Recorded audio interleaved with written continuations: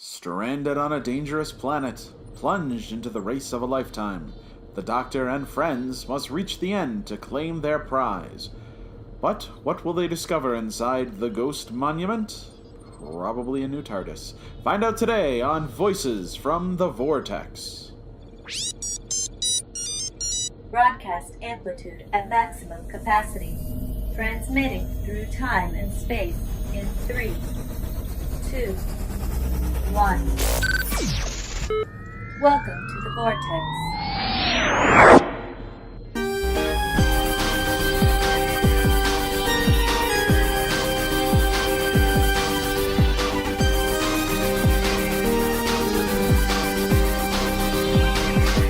Voices from the Vortex reviews Doctor Who Series 11, The Ghost Monument.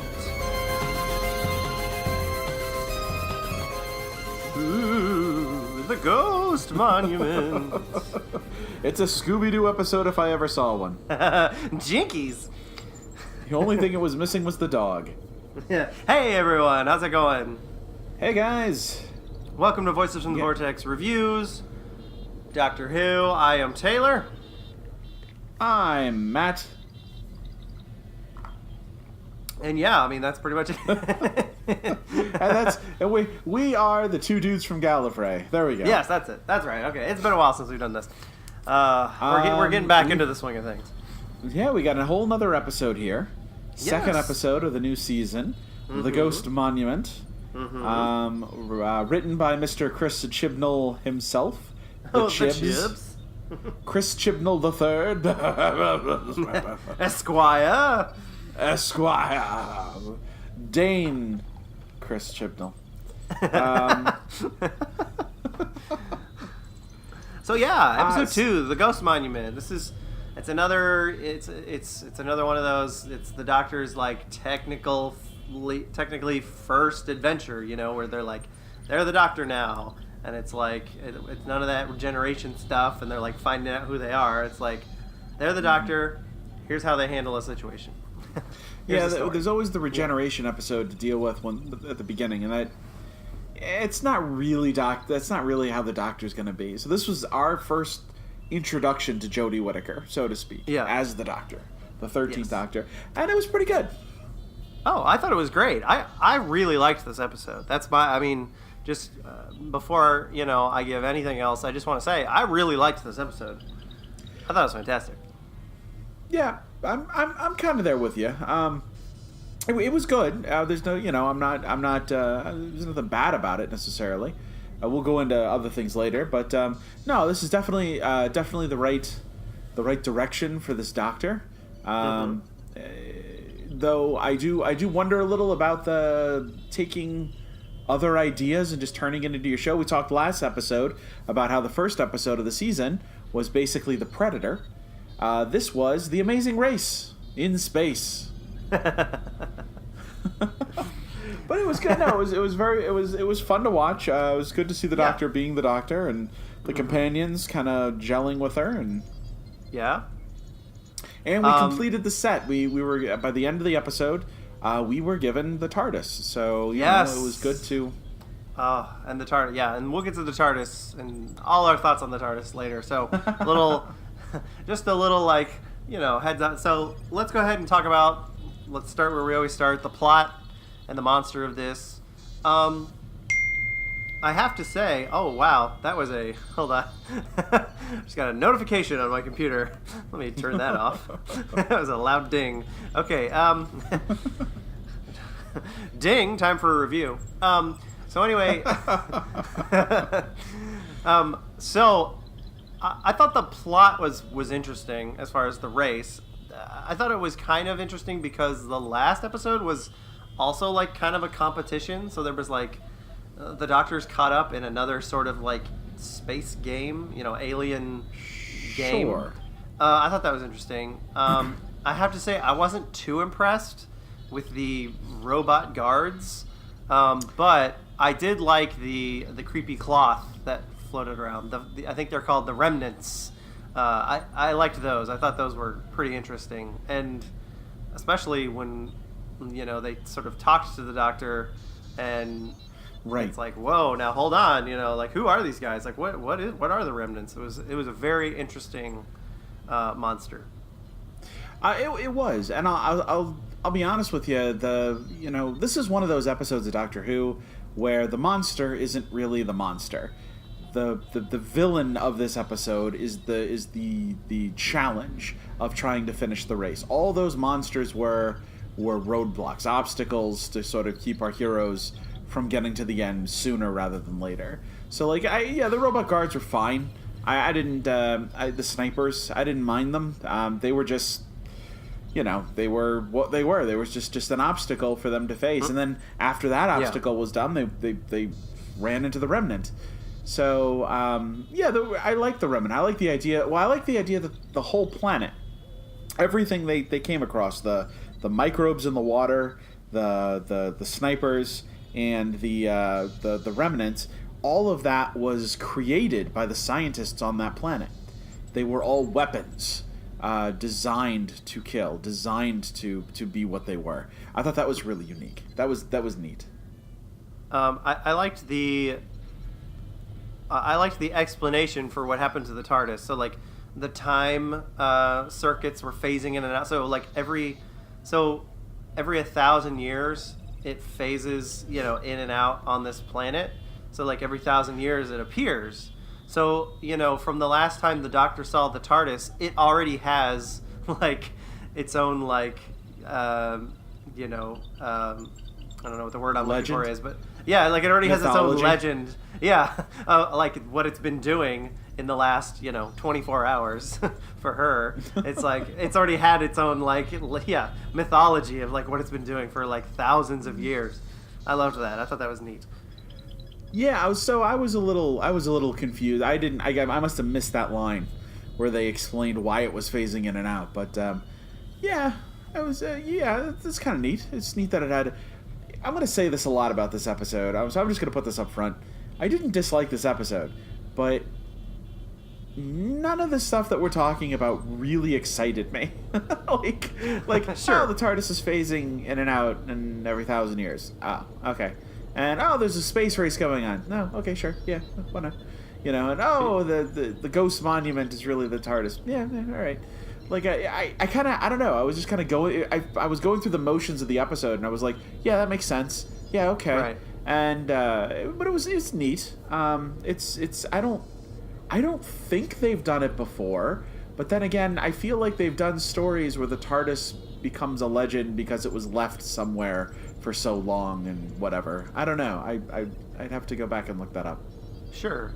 Well, and that's hard too. I mean, this show's been going on for so long. It's right. What haven't they done? You got to come up with new stuff. Sure, that's hard. Sure. But no, I can see what you're saying. I kind of saw the ghost monument being the TARDIS coming, when they were you have to get to the ghost monument, and I was like, oh, I bet it's the TARDIS. But I was thinking they were gonna reveal that later, but they went ahead and revealed it right away. So it was I think it was Chibnall's way of saying yeah, you're probably all guessing that it's the TARDIS. Well, okay, you're right. I'm just gonna tell you now. You're right. yeah. Well, he had other mysteries going on, so he didn't want you trying to figure out that mystery when he was trying to get you to figure out what's the real monster on the planet. What's the obstacle they're gonna face. Yeah. So, we're talking about the characters. The Doctor was definitely more doctory in this episode. Mm-hmm. Yeah. And we mentioned that at the beginning. It's she's finally sort of back to normal. But I did enjoy a lot of the little, Chibnall's doing a good job, I think, with the characters, and as far as every episode we get a little bit more, and this Doctor is, I think, definitely more emotional than Capaldi was, and she's and I really enjoyed some of the stuff near the end where it was almost like she was giving up, she was no, there's nothing we can do, and her companions were saying, no, come on, we made it this far, and stuff like that. And it's just right. I kind of found that interesting that the Doctor had sort of given up hope that way, and then was so oh yes, the TARDIS, yes, instead of instead of that sort of Capaldi was more cocky, like he had a plan for everything. He knew he knew this was going to work out, and he knew that was going to happen, and whatever, and Right. and even if he didn't, he wouldn't have given it away, that he was worried. So this doctor like feels the freedom to be worried and express her fears and her doubts and things about certain things, and I think that's good that she has her companions with her. It was almost like they're reminding her, like, no, we can do this, that kind of a thing. I like that. I will say she's very positive. Like, the whole episode, she's very manic and very positive. And, that's great. But I watching the episode, I was getting a little tired of it. I was like, oh, okay, all right, settle down. Like, it's okay not to know what's going on. It's okay it's okay to even think, I don't know how I'm going to get out of this. Like, you don't constantly have to be, on, And that was something that I know I kind of critiqued last episode, was just sort of how she kept pushing manic, and that was sort of a choice, an acting choice, and I felt like that was continuing on in this one, though there were more scenes in this episode where she sort of settled down a little bit and she could just have a conversation, like, so that I like that. She doesn't always need to be like ready to pounce, so to speak. I know what you mean. She does not always need to be like, haha, I'm the doctor, that kind of a thing. It's, right. I've compared so far her stuff to Matt Smith's stuff, because the two doctors are very similar, very manic, and Matt Smith he was always running around and kind of spinning around and doing stuff, but he had solemn moments, where he would stop, and it was very powerful at what he didn't do and how he wasn't emoting. And we just haven't kind of seen that yet with her. She's still settling into the regeneration. To be fair, this is a day later, and they did like jump accidentally into space and almost die. So she's probably kind of wired up right now. So I get that. So yeah. Well, you got to save all the big speeches for the finales. Right. Yeah. So I'll say, like, there was only really one scene, one part of this episode that I was like, this is dumb, was Ryan's scene where he was like, no, Call of Duty, and then he like ran out and like shot him all, and he was like, yeah, and then they came back to life, and he just did this like high pitched screaming, like like it was supposed to be like a comedic moment. And it was kind of funny, but I was like, it doesn't quite match what we're going for here. I don't know, it just bugged me a little bit, that scene. He seemed a little old to be making that joke. Like, that, if he was more like 16 in high school, like that joke I feel like would have landed for his character more, because you would have been like, okay, that kid probably plays Call of Duty, he likes to be tough, and now he's finding out he's not tough. But this guy's supposed to be like, he's older, he's in his 20s. It's been some time since they were in school, so like why is he I don't know. I just I felt like he was so much more mature last episode, and then that scene happens, and you're just like, I mean, yeah, I giggled a little bit, but I'm like, hey, dude, I thought you were better than this. Come on now. Yeah, it was just a weird like comedic choice of him like screaming, like, where's the reload? Where's the reload? Yeah, like it was just kind of a weird choice, in my opinion, of that. But other than that, like, I like what they're doing with Ryan and Graham. They're trying to connect, and he's sort of pushing him away, and then I have a feeling he's going to call him Granddad, like by the end of the season, or like by the end of their story or whatever. That's going to kind of be the thing where they're going to connect. And then, unfortunately, I don't feel like Yaz had a lot to do in this episode. I mean, she was smart and cool, but I think I have a feeling from like the trailers we've seen, I think this Rosa Parks story, the next episode, it's going to be a little bit more connected to her. So I think so. So one of my favorite eras of the Tardis is the crowded Tardis era. That's the first season of Peter Davidson. 3 companions is a lot to carry in a show. Mm-hmm. And I really enjoyed the way Davidson's run did it, because the companions were kind of sometimes they got along, sometimes they didn't. And when they didn't get along, they were very adversarial. Adric was the youngest, and he was constantly whining about stuff, but he was always letting pride get in his way. And as smart as Tegan was, she was always the one who was fed up with everything. So the Doctor was constantly at odds with his companions, and it made for good drama because one of them would just turn and go do something else because they didn't want to deal with what was happening, and that would get them further into trouble. The reason I bring this up is these characters like each other too damn much. Like, there's no drama. There is no conflict. It's just three people walking around with the Doctor. And I'm going to say this a couple times about this episode, but their dynamic is super boring. I don't care. Like, I need them not to get along. I need something, because it feels like they're just tagging along for no good reason. There's no reason there should be three people other than some producer said we should have three companions. That's what it feels like. And I think that's why Yaz hasn't been given anything to do. And I think let's say in the next episode she gets a big moment or something and she gets to be sort of in the spotlight, then one of the other ones is going to take a back seat, because it's a lot of characters to have to juggle.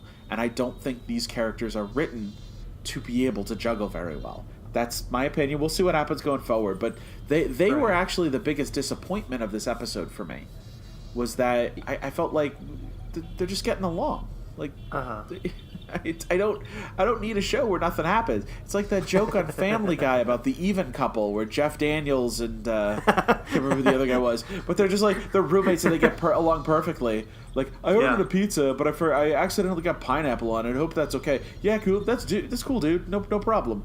Like, that's not interesting. So, yeah, I see what you're saying. I think, I think what made the Fifth Doctor's companions interesting is they were all strangers. He picked them up at different times. These people, they were already friends and family. So it's like, yeah, you're right. I feel like what would have made maybe more interesting is if Ryan and Yaz also had something interesting between them. I mean, they went to school together, but there's nothing there's nothing else there. And then him and Graham, there's a little bit of tension there, but I mean there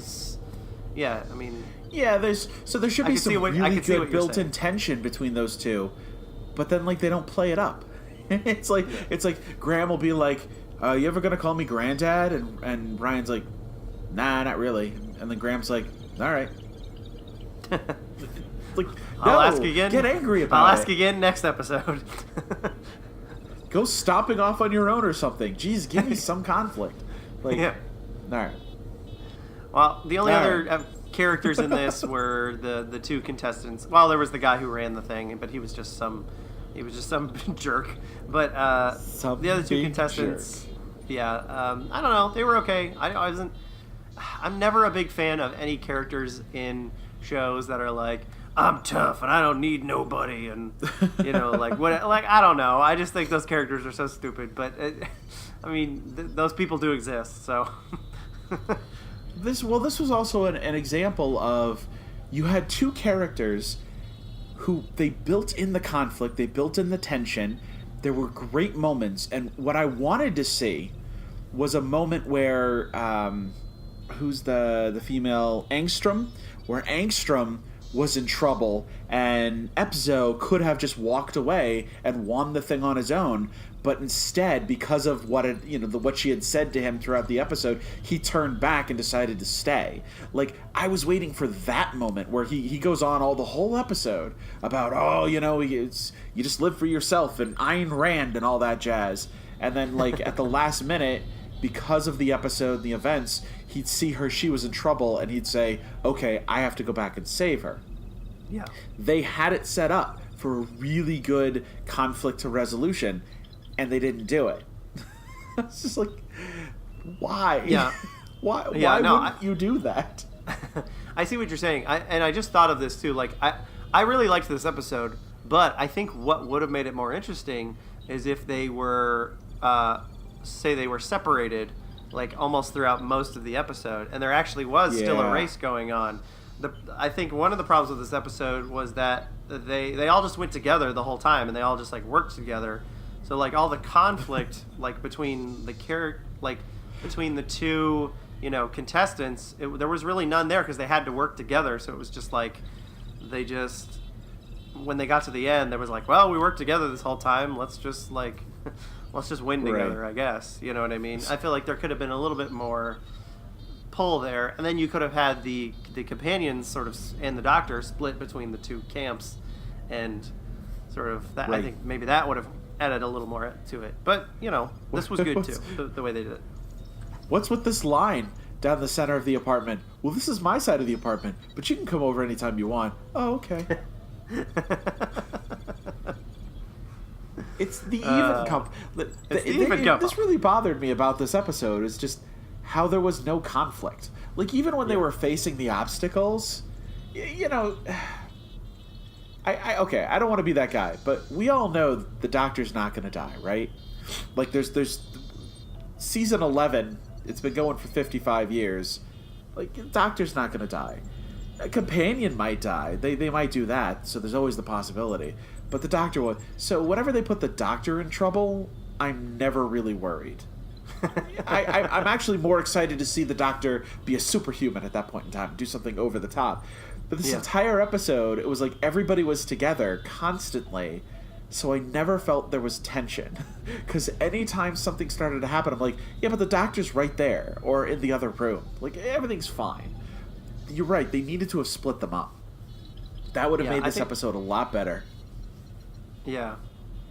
Yeah, I think that would have just added another little element to it that I think would have worked well.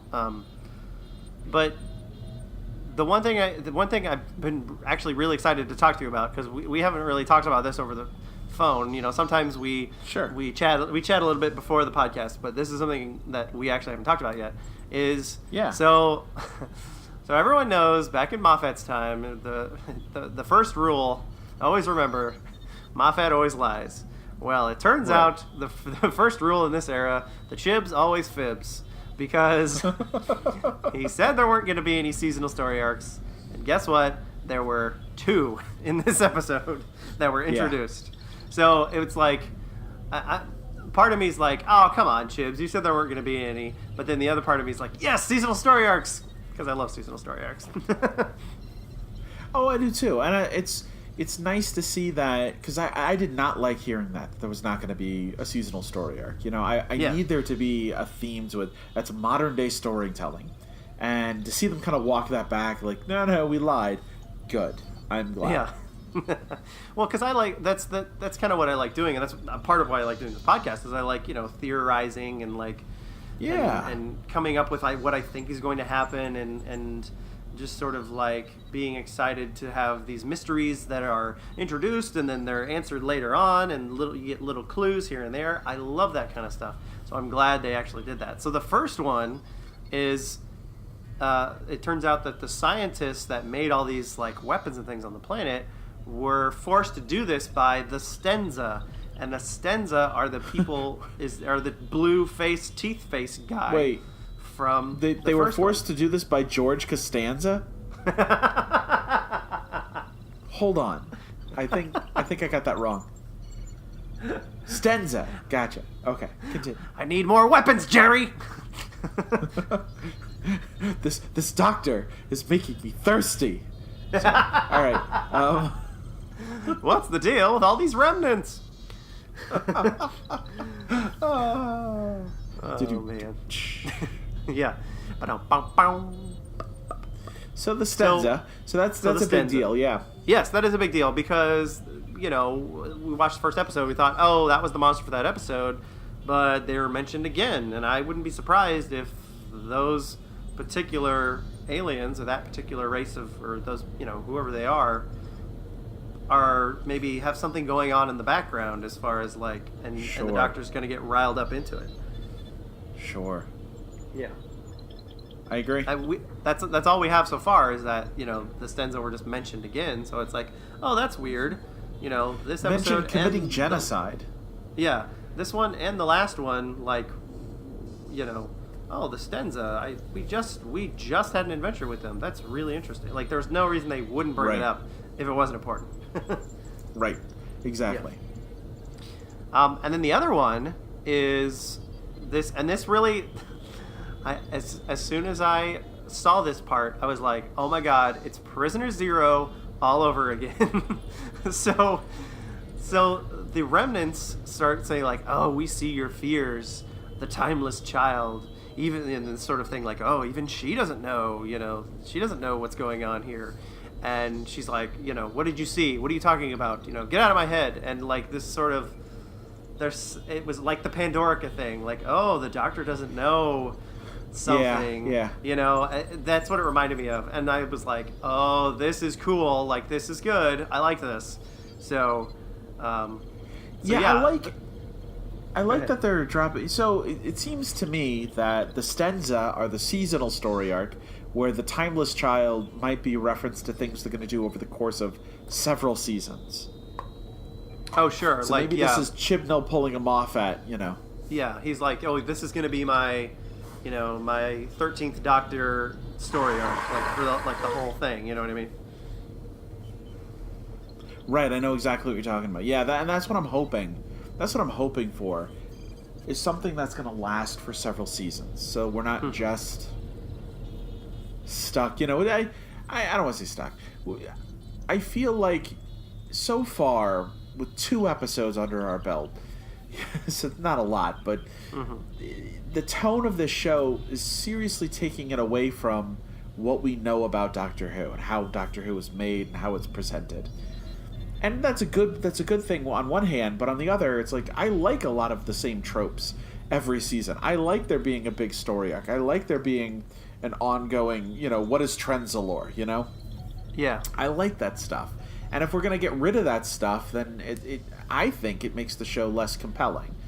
That's my opinion, obviously, and entertainment's subjective, and everybody has a different opinion, and that's cool. But making the show compelling is when you start adding in that kind of, stuff about not fate and destiny as much as the time travel, the meddling with a person's time stream, and it's good to see it. It's good to see this here. That obviously the Chibs is working towards something. So. Yeah, I think that's good too. So let's talk about the production of this episode. Yeah. First of all, the new theme and the titles. We didn't get them in the last episode, which is why we didn't talk about them, because they weren't there.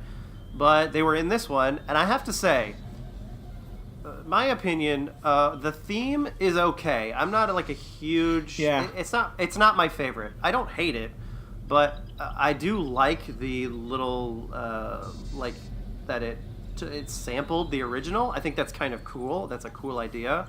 But there's nothing there's nothing really about it that grabs me that I'm like, oh, that's awesome. It's just like, it's good.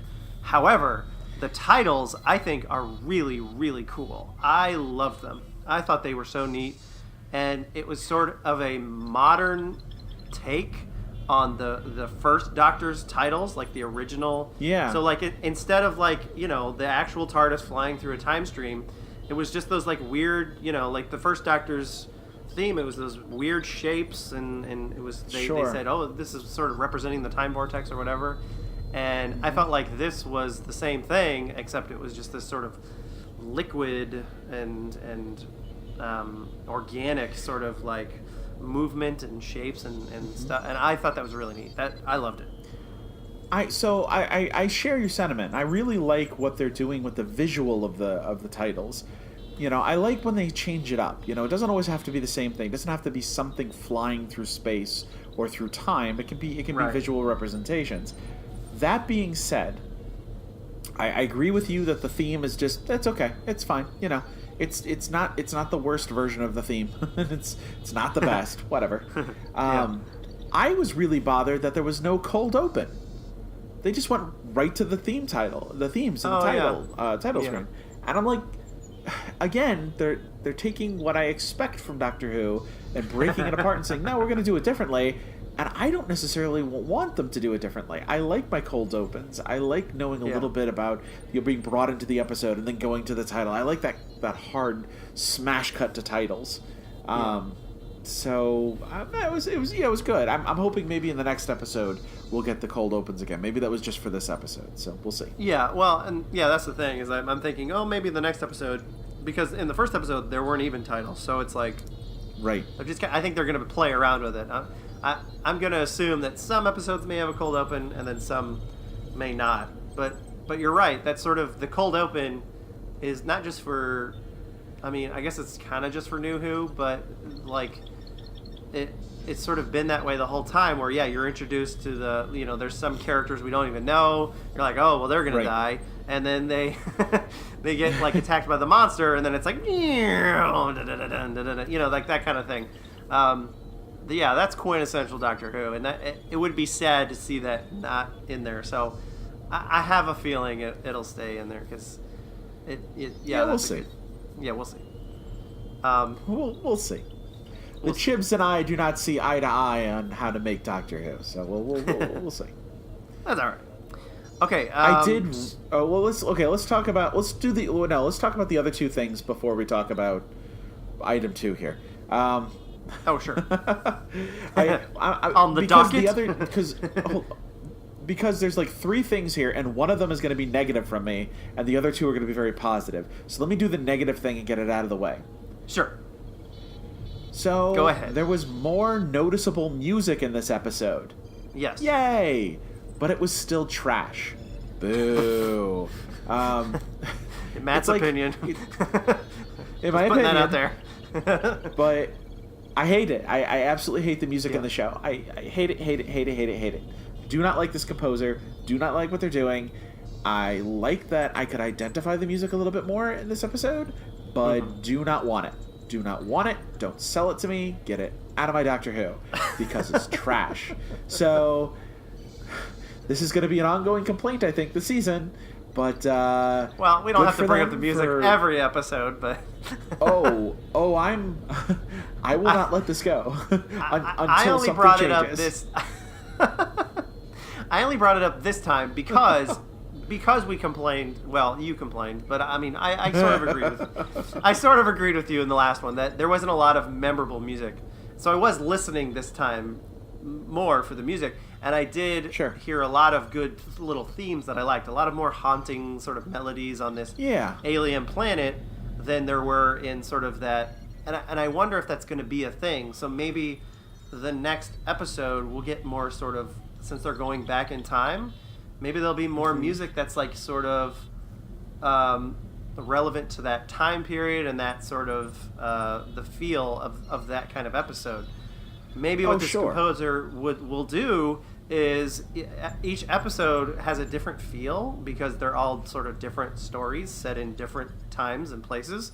So maybe the music will sort of follow that. So it's not going to be all the same, like sort of Murray Gold Doctor Who, like grand stuff. But maybe he's gonna make some interesting choices as far as like, the first episode was kind of Broadchurchy. It was like in a small town and it was dark and it was nighttime and it was like that sci-fi sort of TV show. And then this one, they were on an alien planet and there was the ghost monument and ruins. So there was all this haunting, atmospheric music.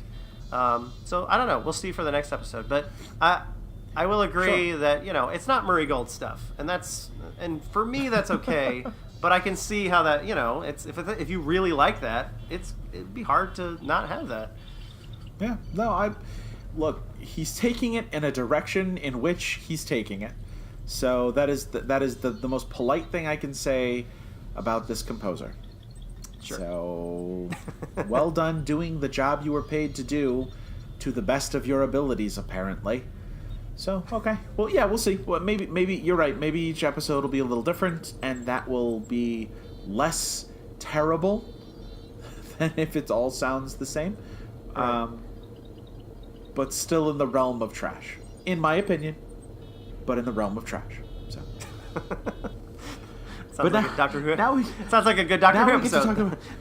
Travel to the realm of trash. Good stuff that we're excited about. Okay, well, so I don't know if I'm actually excited about this, but it was just something I noted, is that the sonic screwdriver, it still makes the same noise. It's like the same exact noise.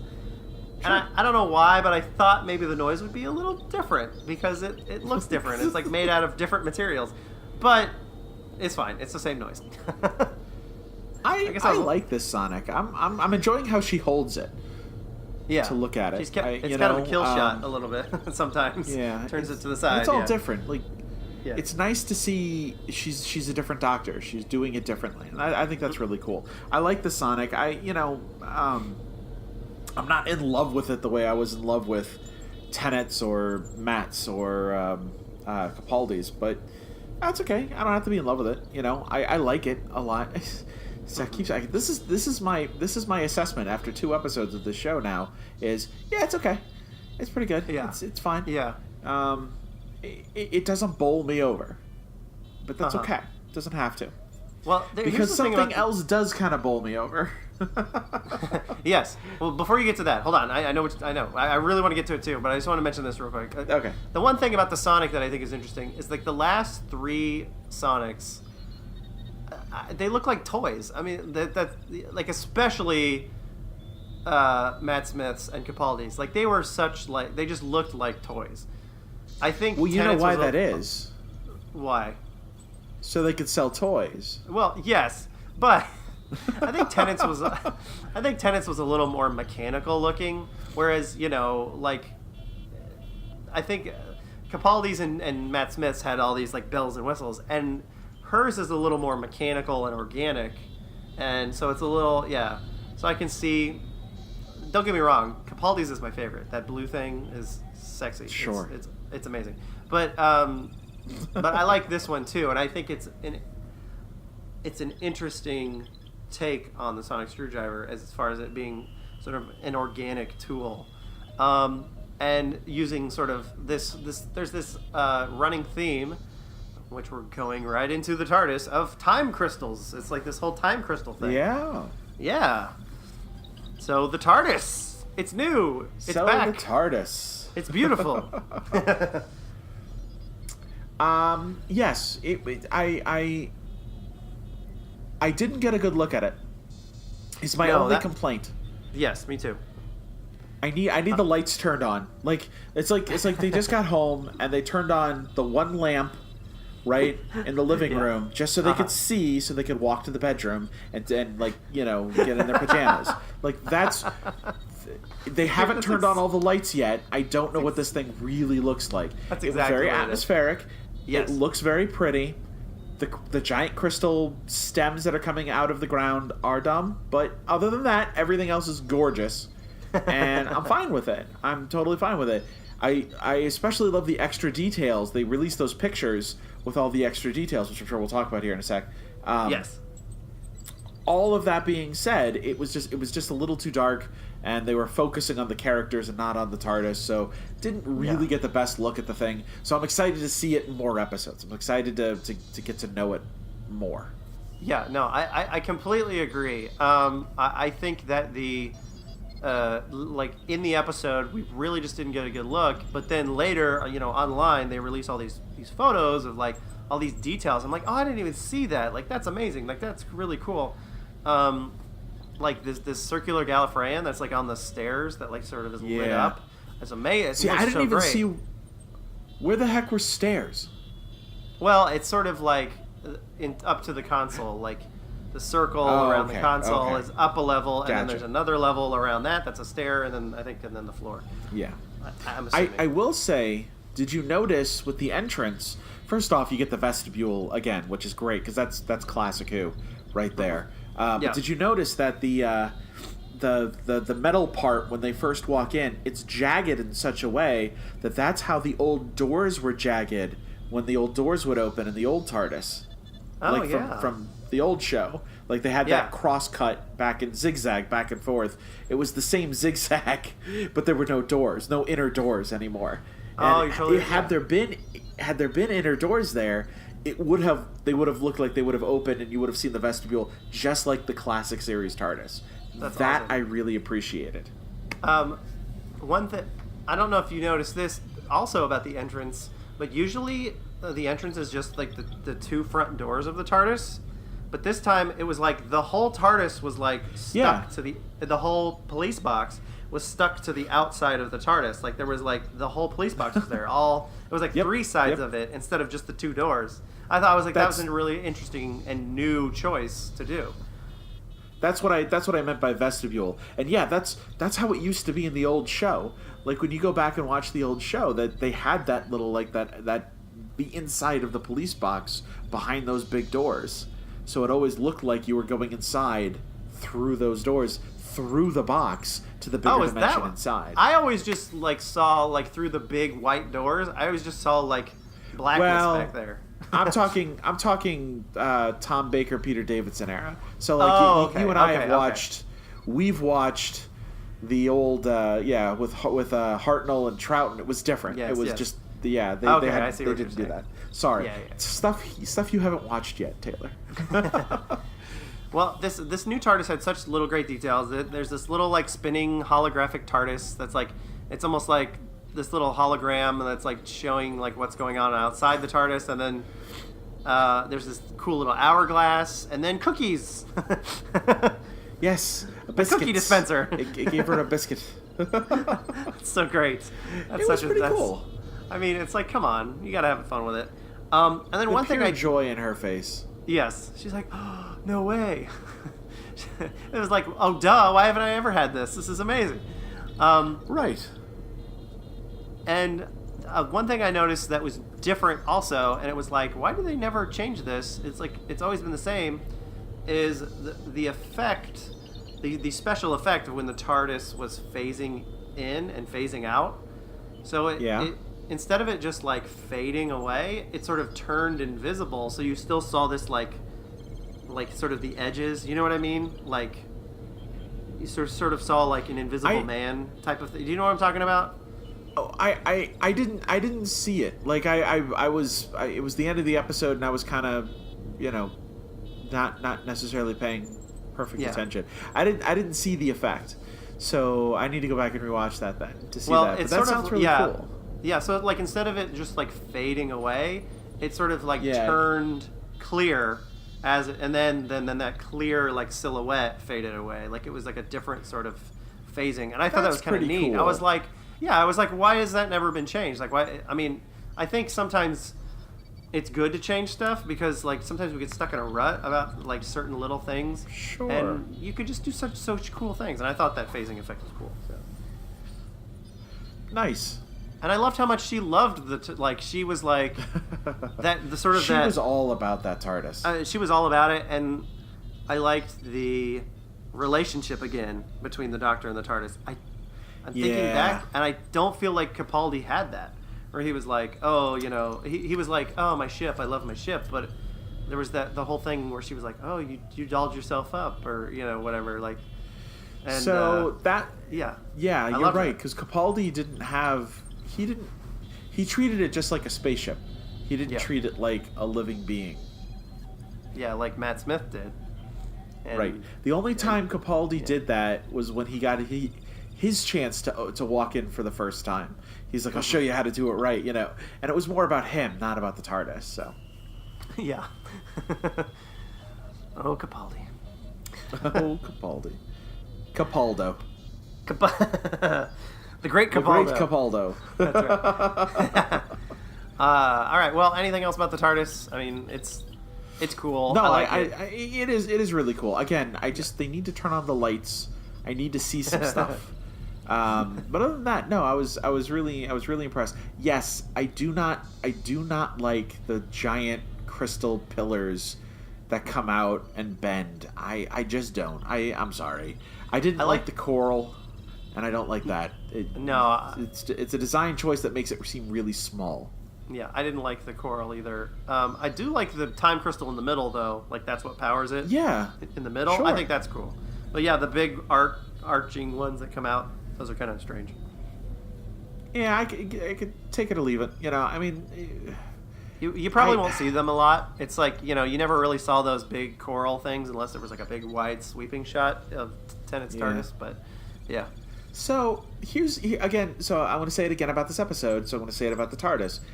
I like it. I do. I really do. It's not my favorite interior for the TARDIS.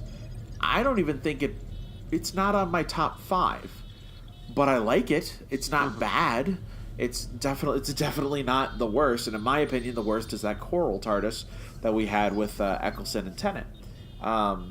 until Tennant's last season. Season 4, they turned on the damn lights, and everything was much brighter, and it was better. Why are you always in the dark in there? What are you doing?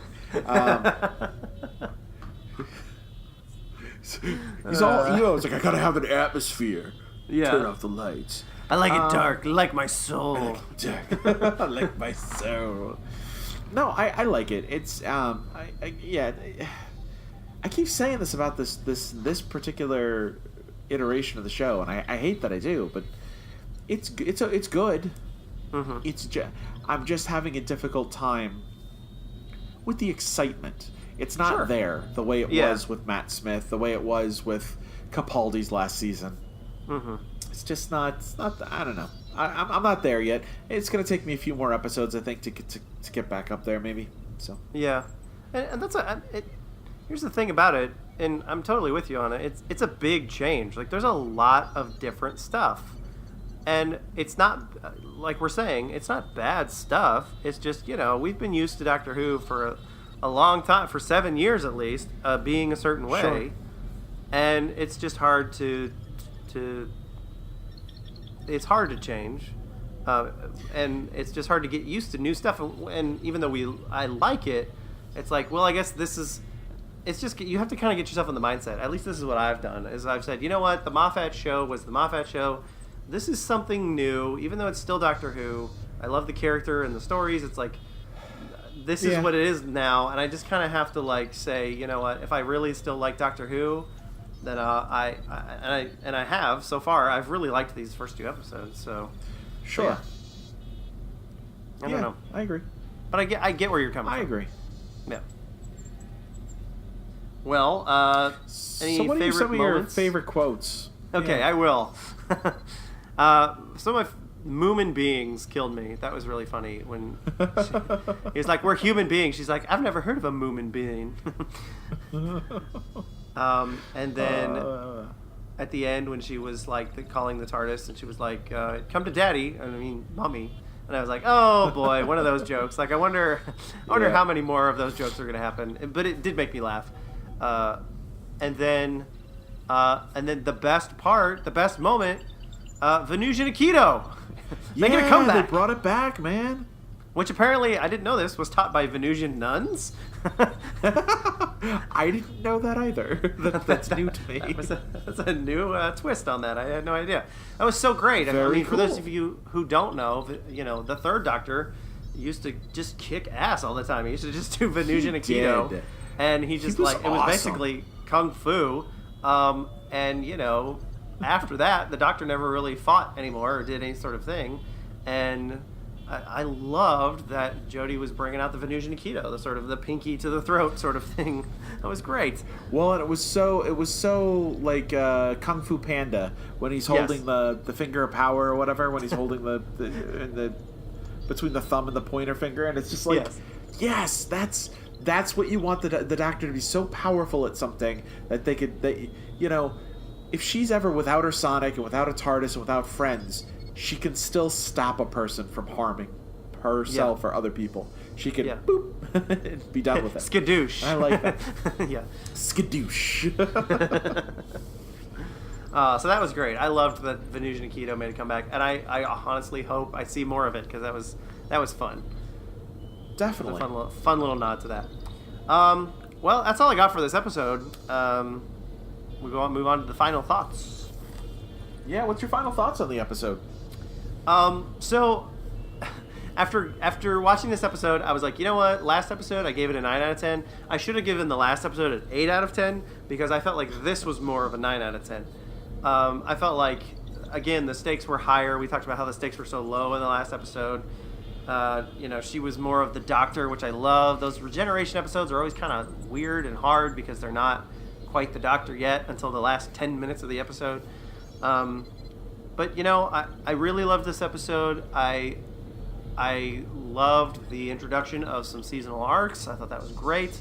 Jodie again continues to kill it as far as the Doctor goes. She's just so natural at it. She just naturally goes in there. She's the Doctor. I never really have any complaints about her performance per se. Sure, I may have some complaints about the writing, but as far as her performance as the Doctor, she's killing it.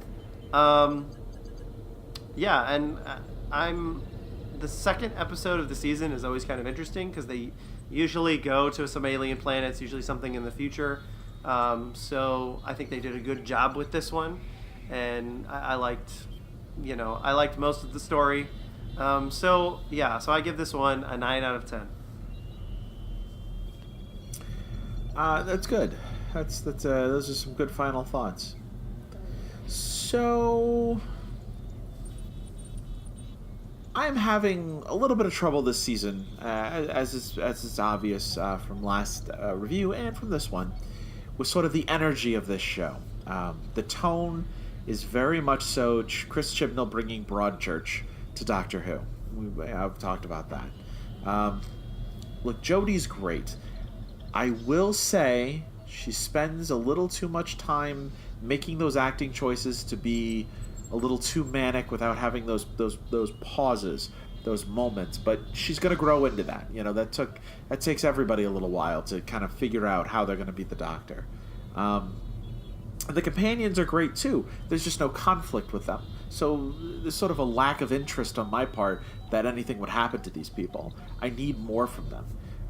This particular story was fun. However, I didn't feel like there were many stakes to it. An amazing space race in which the Doctor is not a participant or a contestant means that it doesn't really matter which one of the two random characters who only exist in this episode win or lose. Doesn't matter. So, at the end of the episode, the only thing that really mattered to me was that the Doctor would find the Tardis, which she did, and that was a little compelling. The music is just killing me this season. I do not like it, and I really feel like it breaks down these episodes and tears pieces out of them.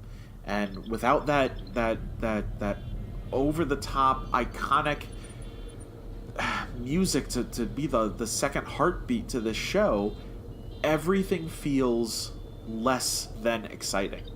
I like the episode, but I'm bored by the episode. I want to like it more. I want to be excited. I want to care about the seasonal story arcs, but I'm having a difficult time adjusting to the new tone. Overall, I give this episode a 6 out of 10. Well, now, my friend, it's that time again for... Oh my god, that promo! Oh my god, that promo! So, did you get to see the promo for this? Or yeah. Okay. If this is the level of promos they're going to put out in this season, we should just drop this piece now, because these aren't promos. These are like, here's 3 or 4 images and a quote, and we're done. Come on. That promo was trash. I have to agree with you. There's really no oh my god that promo anymore, which is sad. But I do like to speculate, and so I think that this. Maybe we'll just need a new title for the segment, but this episode does look interesting. I know that historical episodes are not your favorite, and they're not necessarily. They are my least favorite. They're not necessarily my favorite, but I'm interested to see how the Chibs tackles them. I think Moffat did a decent job. I mean, I think he did a good job with like Vincent and the Doctor. That one's like so iconic. But it's one of the best episodes. Yeah. Yeah. Some of the other more historical episodes are just they're okay. So we'll see how this goes. I have no doubts about Chibnall's writing as far as like character pieces go. So if he's writing something about Rosa Parks, I have no doubts that it's going to be touching and inspiring and uplifting. So I think that'll be good. But there's also this sort of other element, this sci-fi element in there. It's not just, and I hope they never go back to this, where it's just they just go into the past and it's like, oh, we're lost from our Tardis and now we're stuck with the Romans for a while. Like that's just not. I don't think that's a good story in my opinion as far as Doctor Who. So goes. the old Hartnell historical episodes, that's all they ever did, and it's not that thrilling. Like, they're fun to watch the old stuff, but it's like, throw in a time traveling serial killer or something. Like, give me something. Daleks invade Rome. Like, that's interesting. Sure. I don't know. Like, I historical episodes, they're not my favorite by any stretch of the imagination. In fact, they're my least favorite episodes of the entire show, except for Vincent and the Doctor, which is probably the best episode of Doctor Who that's ever been made. But like, this is exciting because A, they're going to America, and B, it's the civil rights movement, which is an era in which Doctor Who has largely ignored the American civil rights movement. So I'm really excited to see what Chibbs wants to write with that, and I'm excited to see kind of like what kind of stories, what kind of world, and of course we all know, those of us who are listening to most of us listening to this know how America treated women in that era, and I'm hoping some of that comes into play. Now, I know they said it wouldn't, but I don't trust anything they say when they say there's not going to be seasonal story arcs, and then they walk that back. So, no, I really want to see. I want to see what they could do with that era of civil rights, and just kind of how the Doctor tackles the seriousness of that world, because the Doctor is always tackling very goofy things. It's always over the top. It's very silly. And that's the point. Like, we like it to be silly. Cybermen and Daleks are silly, and that's the best part. But this is rooted in very seriousness, and I want to see that. So I'm excited for the episode to see what Chibbs. Well, it's not him writing, but to see what is written under his watch for this. So. Well, and I think it'll be interesting too, because I mean, we don't really get political on this show, but as far as like what's going on in the world, there's a reason I feel like there's a reason they've picked Rosa Parks and they're doing this story, as far as like the stories they want to tell at this point in our history. So I think it'll be absolutely an interesting to see how they relate it to today. So that'll be good. I wish our political stances were like, I was Gallifrey Rises and you were Gallifrey Falls. Like, I wish that was our political stances. Well, everybody, thanks for joining us again this week for our podcast. Be sure to tuning in. Yes, please tell your friends. Follow us on Apple Podcasts, and you can subscribe to us on Apple Podcasts, Spotify. I think we're on Google Play, and also on YouTube. You really don't. You don't have to say all that stuff, because literally after we talk, they're going to hear all that again. Oh, you're right.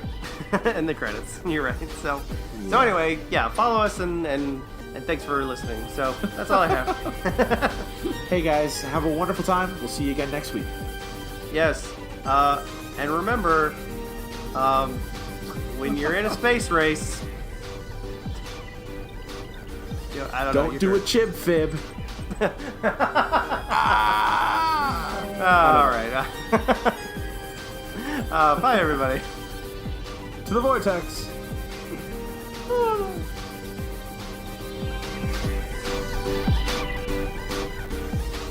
This has been a review of Doctor Who, Series 11, by the Voices from the Vortex, starring Matt Whitecamp as the Bachelor, Taylor Davidson as the Associate, and Danielle Davidson as the sexy voice of the Tardis.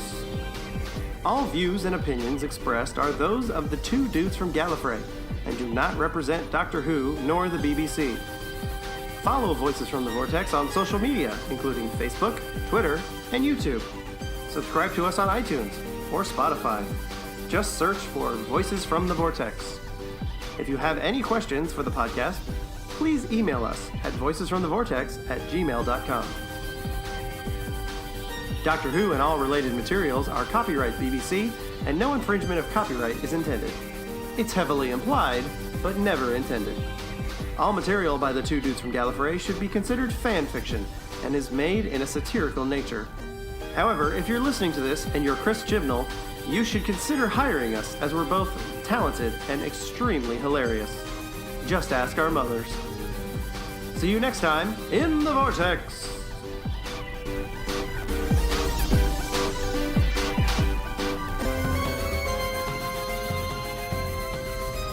Temporal flight engaged. Returning to the Vortex. End of transmission. To the Vortex!